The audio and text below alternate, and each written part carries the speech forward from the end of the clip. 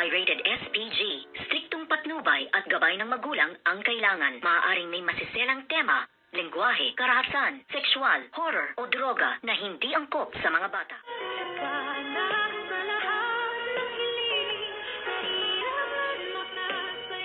Good morning and welcome sa aking munting channel. Napaamin nga nitong si Doc Carlos Benitez ang kanyang anak na demonyitang si Zoe, nang sabihin niya nga dito, ikaw ay tumawag ng pulis, at dito nga sinabi na nga ni Zoe na oo, tumawag ako ng pulis at hindi mo na makikita at makukuha ito ngang si Lynette, at hindi ka ba nag-iisip bakit mo ipapakidnap si Lynette? Hindi mo ba naisip na ang mami ko ang siyang maiimbestigahan once na pinakidnap mo itong si Lynette?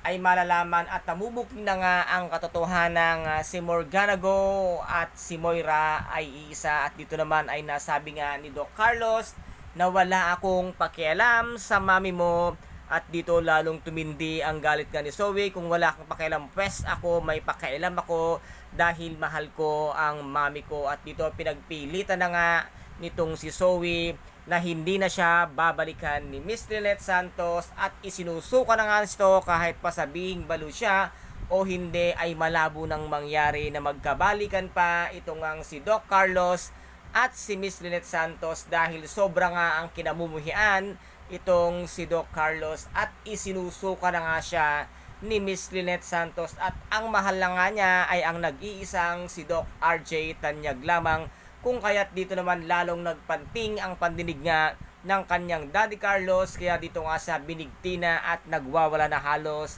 si Doc Carlos, at bigla namang dumating ang dalawang nurse na siyang tumulong upang maibalik na nga sa loob ng hospital ito nga si Doc Carlos Benitez, na ngayon nga ay babalikan ako ni Lynette. Si Lynette ang mahal ko, na nagbabaliw-baliwan na naman siya, at dito naman ay tuluyan na ngang nahuli ng mga pulis ito ngang inutusan ni Doc Carlos para nga manggulo sa bridal shower nga nitong si Miss Lynette Santos, na ngayon nga ay hindi makapaniwala itong si Miss Giselle Tanyag na meron palang tao sa likod ng habang sila'y nagse-celebrate, at meron palang mangyayaring hindi ka nais-nais. At dito naman ay naisip nga nila na baka nga ang demonyitang si Moira or Morgana ang siyang may kakagawan, kung kaya't ngayon nga ay sinugod na ni Miss Lynette Santos ito nga si Morgana or demonyitang si Moira. At dito naman ngayon ay magkakaroon na naman ng isang napakatinding labanan at gulo sa pagitan nga nitong si Morgana at si Miss Lynette Santos,